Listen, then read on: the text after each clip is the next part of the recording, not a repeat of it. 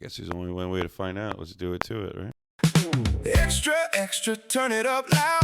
New York talking, we're cutting through the crowd. From the garden lights to the stadium glow. Every win, every loss, every what do we know? Rice on the radio, coming through your speakers. Big takes, late nights, heartbreaks, believers. Mets, Yanks, Jets, Giants, Knicks on the ride. Pull up a chair, let the whole city decide. No PR answers, no sitting on the fence. It's real talk, loud laughs, and making it make sense. Clock's running down, lights hit the mic. Rice on the radio, let's do it to it tonight. Ah, yes. Yes. How are we feeling about the new intro music? I'm digging it a little bit. Don't worry, though. I'll mix in a little Eagle Has Landed from time to time. Anyway, I digress. Welcome, and thank you for tuning into this week's NFL episode. And the title of this one is Why the Jets and Giants Feel Different Entering the 2026 NFL Season. That's really where my head's at. Not are they fixed, not are they playoff teams, not should we start acting normal and measured in May, which, by the way, nobody does. May is when every fan base starts lying to itself a little bit, for football at least. Nobody's thrown a pick yet, nobody's blown a fourth quarter lead yet, nobody has the coach explain why the team just got to execute better. So everybody gets to sound good, you know? Every coach is changing the culture. Every GM has a plan. Every quarterback looks sharp in shorts, you know? And God, you know, best believe every rookie is way ahead of schedule. So I'm trying to separate the usual offseason buzz from something that actually feels structured. With the Giants, John Harbaugh changes the room, which we know. Joe Schoen gets extended, which we didn't know. Malik Nabers is working his way back. Jackson Dart is sitting there as the young quarterback. There's a real conversation about whether stability is finally the right move or whether the Giants are just trying to convince themselves a clean offseason means that the organization is fixed with a new person at the head here. And with the Giants, well, it's Aaron Glenn. It's Darren Mougey. It's Breece Hall. It's Garrett Wilson, Frank Reich, all of them. There are pieces here that actually connect to each other, and that's kind of new. Before we dive into that, though, I will hit a couple of NFL national notes here, just quickly. Rodgers back in Pittsburgh. Burrow in Cincinnati. Both teams feel different. Now different has to become better. So we'll start in Pittsburgh. Again, just for a minute, I promise. Rodgers coming back with the Steelers. And now he has said it full flat out. Final season, last ride. One more year, one more run, one more chance to walk off into the sunset for the NFL content machine to argue every week about whether he still has it or Mike McCarthy can make it work and Pittsburgh's being smart or stubborn or nostalgic or all three at once. You know, I don't want Rodgers to take over this whole episode, but it's a clean little headline here. Rodgers and McCarthy together again in Pittsburgh feels like one of those stories that kind of already has the documentary trailer built before the football even starts. I mean, you can see it now. Old Packers clips, Super Bowl highlights. Somebody says full circle 6 times, black and white footage, you know, the whole kit and caboodle. Still, there's a football question underneath all of that. This is not prime Rodgers. We don't need to do pretend time here. He's not 31. He's not creating explosives out of nothing the way he used to. You know, Devontae Adams isn't suiting up in a Steelers uniform anytime soon. But if you're asking where an older quarterback can be managed into a competent season, Pittsburgh with McCarthy is not the worst setup. You know, say what you want, Mike Tomlin or not, still a strong organization. The defensive backbone, you know, it's the black and blue division. A familiar coach, doesn't really have to learn a new offense. It's a place that usually does not let the whole operation spiral into circus mode.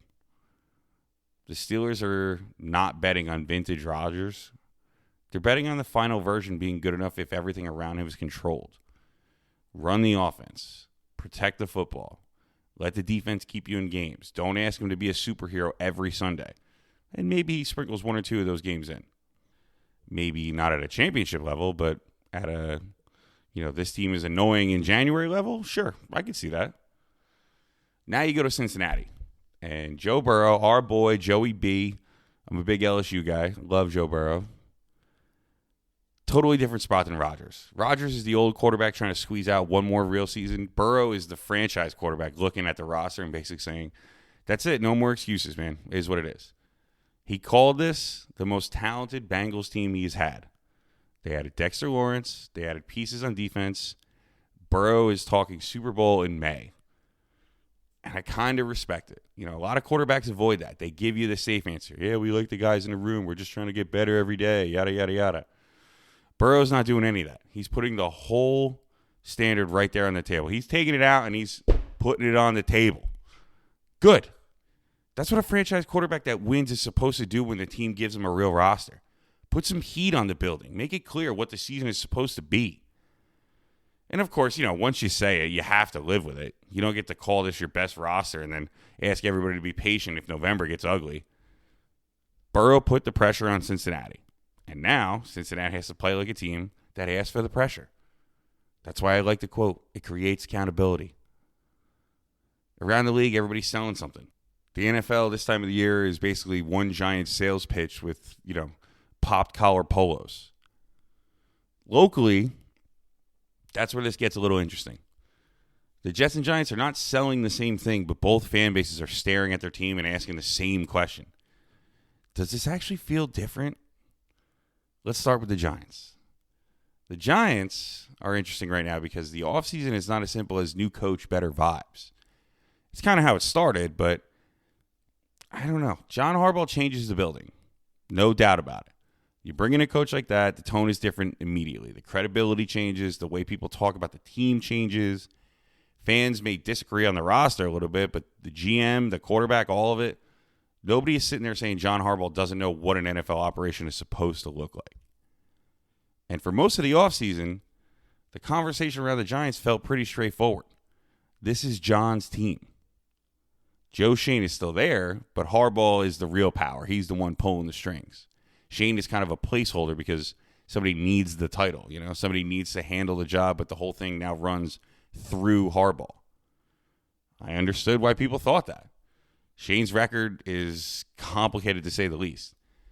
Daniel Jones got the big contract, then turned into a disaster. Saquon Barkley left for Philadelphia, and Giant fans had to watch the whole thing become a nightmare in real time. Evan Neal didn't exactly become what they needed. Deonte Banks is already in that weird zone where you're wondering if the player needs a reset somewhere else. Brian Daboll gets fired. Dexter Lawrence ends up in Cincinnati. That's a lot to carry into your next sales pitch, man. So when Harbaugh walks in, the natural reaction is, okay, this is the adult now. This is the reason to believe. This is the guy who gets the benefit of the doubt. And then the draft happens, and the story gets a little more interesting. Starts to feel less like Harbaugh came in and shoved everybody out of the way and more like Harbaugh and Schoen actually found some common ground. You hear them talk about alignment. You see them work through the Dexter Lawrence trade together. You see them add Arvell Reese, Francis Mariota, Colin Hood. You see a roster that at the very least feels like it's being built with a cleaner idea. That actually says something good about Harbaugh, by the way. People wanted to believe that he was calling every single shot like he walked into the building with a whistle, a depth chart, and a list of everyone who we wanted removed by lunch. But I don't really think that's who he is. Harbaugh has always felt more team first than ego first. Strong personality, sure. Huge presence, no doubt. But not the guy who needs to prove he's the smartest person in every meeting. He's open to listening and exchanging ideas. You know, if he came in, worked with Schoen, built some trust, and found a way to move in the same direction, that's real leadership. Sometimes the best power move is not acting like you need all the power, you know? Now, here's where I pause. Joe Schoen got extended. I get the logic, kind of. If Harbaugh and Schoen are aligned, ownership probably wants to avoid another weird setup where the coach and GM are on different timelines. Should we hit the reset button? You know, it's not my guys that I brought in. I didn't draft to get all that. Stability can be healthy. The Giants have been living in reset mode for years, and at some point, you can't keep flipping the table every time the dinner tastes bad. Still, that extension felt like it kind of came out of nowhere, man. There was no inklings. There was no little tidbits from any of the beat reporters. 7 o'clock at night, right before Knicks-Cavs Game 2, with the Knicks in the Eastern Conference Finals and the entire New York sports world locked into basketball, they dropped the extension. Come on. I mean, that did not feel like the Giants trying to start a big public conversation. It felt like they wanted the news out there, but they also did not want it leading every show for the next 2 days. They could have easily done this Wednesday. Could have easily done this, during the beginning of the week. If the Knicks lose, the city is yelling about the Knicks. If the Knicks win, which they did, by the way, the city is screaming about 2 wins away from the finals. Either way, the Schoen extension gets tucked under the couch just a little bit more. Look, it's smart PR if you don't want to hide it, or if you want to hide it, excuse me. Maybe it's coincidence. I'm not buying coincidence. It seems like they wanted to extend him, but they didn't want a lot of people to know that he was getting extended, or they didn't feel super confident to come out and hold the press conference about it, They just kind of threw it out there, and it was what it was. And look, I mean, it doesn't automatically make the extension wrong. It does tell me the Giants knew how the reaction might go, though. And fans are allowed to ask what Schoen has done to deserve that kind of trust. That's not being negative. That's being honest about the record. The Giants have not won enough. The roster has had major issues. The Saquon decision is sitting there like a bad smell in the room and a worse taste in your mouth. You can open the windows, you can light a candle, you can talk about Harbaugh all you want. People still know what happens. You had to watch your hated division rival go win a Super Bowl with your vaunted all-star taken number 2 overall running back. At the same time, I don't want to ignore the other side. If Harbaugh really believes he can work with Schoen, if the draft process was clean and the vision is shared, there is value in not having the GM on some awkward 1-year prove-it deal while the new coach is building his program. That's kind of the debate. I don't hate stability. I just don't think stability should be treated like proof. Keeping people together can let a good plan breathe, but it can also keep the wrong plan alive longer than it should. The Giants are betting this partnership is worth backing before the results arrive. Harbaugh is the reason you can talk yourself into it. Even the little stuff like him calling out drops and OTAs gives you a sense of the room he's trying to create. He said the football should not hit the ground too often. Not exactly breaking news there, but, still, it tells you what he's watching. Some coaches wait until problems become disasters. Harbaugh is trying to set the standard early. Practice clean, do the simple things right, don't make sloppiness normal. A team that has been sloppy for years probably needs a guy who gets annoyed by sloppy play in May. With all that being said, though, the football concerns are still real. Malik Nabers is the biggest one here. Harbaugh called the knee injury not simple. That wording alone should make people pay attention. ACL, meniscus repair, a second surgery to remove scar tissue, and now week 1 is more of a goal than a guarantee. If you're building around Jackson Dart, that's not some side note you want to hear, man. That's a major development. A young quarterback needs his number 1 receiver. He needs the guy who can turn a decent throw into a huge play. He needs the player defenses have to worry about before the snap, Nabers being active is one thing. Nabers being himself is a completely different thing, The difference between he's out there and he's terrifying, well, the Giants need terrifying. They also need to figure out life after Dexter Lawrence here. You don't really replace a player like that. You can replace snaps, roles, body types, run fits, sure. Depth is nice. Rotation is nice. But no one man for man replaces Dexter Lawrence. And that's the hard part of the Giants season so far. So much of the conversation is about stability and culture, but football still comes down to players winning downs. Can Dart grow without everything being perfect around him? Will Nabers be fully right? Does the offensive line finally stop being a weekly emergency? Can the defense survive losing a franchise-level player in the middle? Those are all real questions, and they don't get answered at a town hall. So, yes, the Giants feel different. Harbaugh makes them feel different. The draft gave them a different energy. The Schoen-Harbaugh partnership gives the building, I guess, a little bit of a clearer structure than the mess that it was they were living in before. But now we find out if different is actually better. Did they actually choose stability, or did they just choose comfort? Did they build alignment, or did they dress up patience in a nicer suit? That's the Giants season. Across town, weirdly enough, the Jets might be the team where the plan feels cleaner right now. I know. I said it. I also felt my body reject the sentence a little bit, but I did. I said it, and I stand by it. The Jets feel different right now, man. They're not fixed. They're not solved. Same thing. They're not. Everybody calm down. The Jets are going 12-5. Let's not get crazy. I do have them at 8-9, though. Jets fans have learned not to get too loud in May. We love to, but we've tempered it as of late. Look, man, we got emotional scar tissue. Every time we start feeling happy, the football gods notice and immediately look for a piano to drop through the roof. So I'm trying to keep the excitement at a safe distance. But still, I can admit when something looks more than professional. Aaron Glenn, I know a lot of people hate him. A lot of people don't like him. I am on the opposite. I think Aaron Glenn is going to be a good coach. I think the first year got after him a little bit, and I think he's the real leader that this team needs. You know, Darren Mougey is making moves that make sense on paper. Frank Reich gives the offense an actual grown-up in the room. Breece Hall and Garrett Wilson sound like players who believe in where this is going, who want to be Jets. You don't hear that often. David Bailey gives this defense a premium edge piece. Hell, even Cade Klubnik gives them a developmental quarterback without forcing everyone to pretend he has to save the day. You know, that's the plan. That's a real plan in place. For once, the Jets are not asking fans to believe in a slogan, all gas, no brakes, you know, all that bullshit. There are actual pieces that you can point to and see a little bit of hope. And I'm going to start with Aaron Glenn here. Year 2 is big for him, no doubt about it. The schedule gives him a chance to build early credibility. Tennessee, Cleveland, Miami, Vegas. Games like that early in the year, look, not automatic wins. The Jets have no right to call anything automatic. This franchise could trip walking through an open door.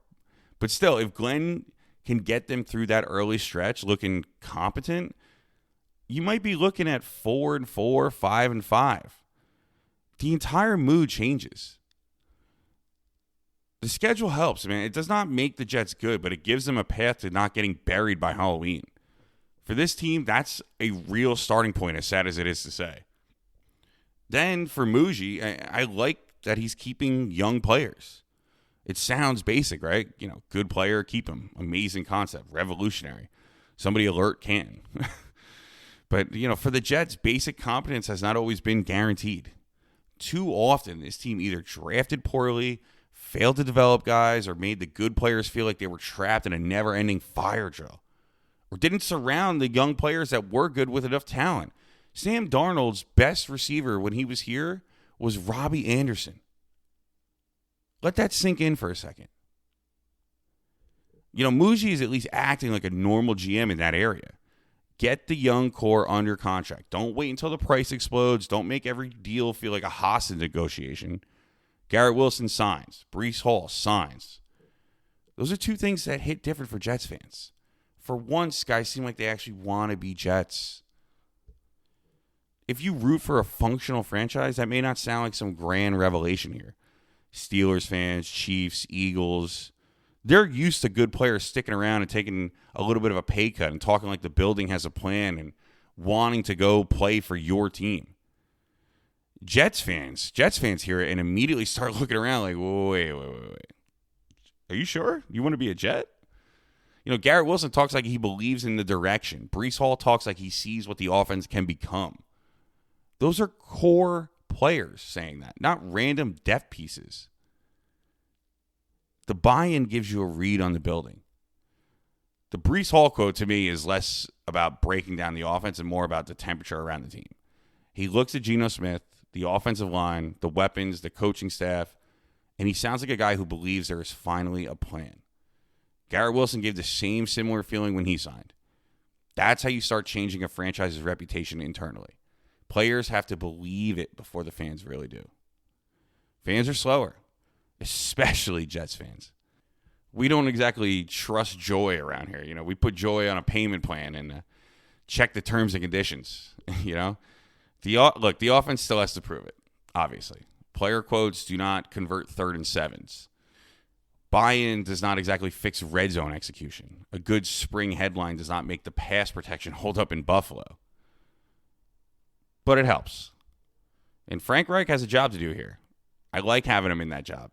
He's been a head coach. He knows the offense. He knows quarterbacks. He's not learning how to run a room while the Jets are trying to learn how to be normal. It is another addition of another player that played in this league at a high level, that has been a head coach, that knows what he's doing, that can bring some normalcy to game day, to the sideline. Look, the bar for this offense has not become a monster overnight. Let's start with looking organized, which I think Frank Reich can get it done. You know, get in and out of the huddle clean. Use Breece like a real offensive weapon, not just a guy you remember exists when the offense is already behind schedule and it's 3rd and 10 and we're going to do a draw. You know, stop asking Garrett Wilson to make circus catches just to keep drives alive. And let Geno Smith be the adult in the huddle instead of asking him to be the savior. Make the easy passes. Move the ball downfield. Geno does not have to be Superman. The Jets do not need Superman right now. They just need a professional baseline. Protect the ball. Keep the offense out of the ditch. Give the young pieces a chance to play football in something resembling a normal environment. That's the whole Jets offseason to me. Raise the floor. Stop being embarrassing. Build a normal offense. Build a real defense, one that might actually get an interception this year. Develop the young quarterback without setting the building on fire, and keep your good players. Not sexy, possibly sane. I mean, how hard is it, right? Defensively, David Bailey is the guy that I'm going to be watching this year. The Jets were near bottom of the league in sacks last year. That cannot happen if Aaron Glenn wants the defense to play his way. You know, pressure is not optional. You need edge players who stress protections and make quarterbacks speed up. Maybe you'll actually get an interception this year because of it. And I'm not saying Bailey needs 15 sacks as a rookie. I'd accept it. Obviously, that'd be great. I'm not anti-Jets rookie dominance. Very open to that lifestyle. That'd be awesome. But he can have a strong rookie year without some cartoon sack total. Look, if he's forcing bad throws, if he's collapsing pockets, winning early battles, making tackles uncomfortable, that's solid impact. Sacks are great, but disruption is the thing that changes a defense snap to snap. 7 or 8 sacks with real pressure behind it, it's a great rookie year. And as for Cade Klubnik, well, look, I'm not crowning him. Let's be adults for a minute. Nobody needs to order the jersey just yet. But what I like is the process. Frank Reich, Bill Musgrave reportedly liked him a lot during the pre-draft process. They kept it quiet. They put time into the evaluation. They had conviction about it. For the Jets, that's refreshing.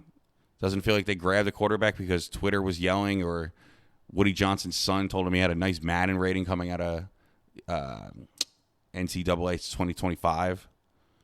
Look, again, no guarantees, no parade, no fake confidence. Just a plan that looks like actual football people built it. The Jets have won enough off seasons. Everybody knows that movie. Big headline, big hope, big crash. The sequel always stinks. This one feels different because it's quieter in the right ways. Extend the core, give the young quarterback time, stabilize the offense, let the coach build the standards. That's the part I'm willing to buy. Not fully, again, at a arm's length here. But right now, I'm willing to lease. How about that? I'm willing to lease. The plan looks solid. The people in charge seem more credible. I'm okay with that. Now it has to show up when the games count, though. So before I get out of here, quick little weekend board because this episode comes out Friday. And I'm not putting anything out over the weekend. Maybe some reels, maybe some stuff on the Instagram. Make sure to check it out. But just some stuff to be on the lookout for this weekend. I'll come back Monday with a nice reaction for it. NFL got its little lane today. First off, Knicks-Cavs Game 3 is on Saturday. Knicks are up 2-0. Read that sentence again and enjoy it for a second. The Knicks are 2 wins away from the NBA Finals. Game 3 is fascinating because Cleveland has only lost 1 home game all playoffs. And they're going home desperate. Crowd is going to be loud for sure. Cavs fans actually show up. If the Knicks walk into Cleveland and win, that is more than a 3-0 lead. That would reinforce the tone and level that this team is playing at and pretty much guarantees them going to the finals because No team in NBA history has gone up 3-0 in a playoff series and lost. You got Spurs-Thunder, Game 3 Friday, Game 4 Sunday. OKC responded to Game 2. Series is tied up 1-1. We'll see how it goes. Baseball-wise, Mets have a three set with the Marlins. Marlins are always annoying. Doesn't matter what the standings say. Doesn't matter what they look like. They just show up against the Mets. They kept them out of the playoffs last year, 2 years ago, whatever it was. Yeah, last year. They were created in a lab to ruin your weekend. But if the Mets are trying to climb back towards 500, this is the kind of series they need to handle. No drama, no win late, yada yada. Just win the series, man. And the Yankees have a huge 3-game set with Tampa Bay. Tampa has not only kept pace, they have passed the Yankees for the division lead. So this is not some cute May series. This is a chance for the Yankees to get ground back and remind Tampa the division is not getting handed over to them because they got hot for a few weeks. So yeah, busy weekend. You can get my take where it makes sense here. Maybe some short form stuff on Instagram, a big podcast when the story has some legs. But for today, that's the NFL piece. Why the Jets and Giants feel different entering the 2026 NFL season. Appreciate you all for listening. Follow along on Instagram, TikTok, YouTube, wherever you're seeing the clips. Tell me what you think. Are the Jets building something, actually?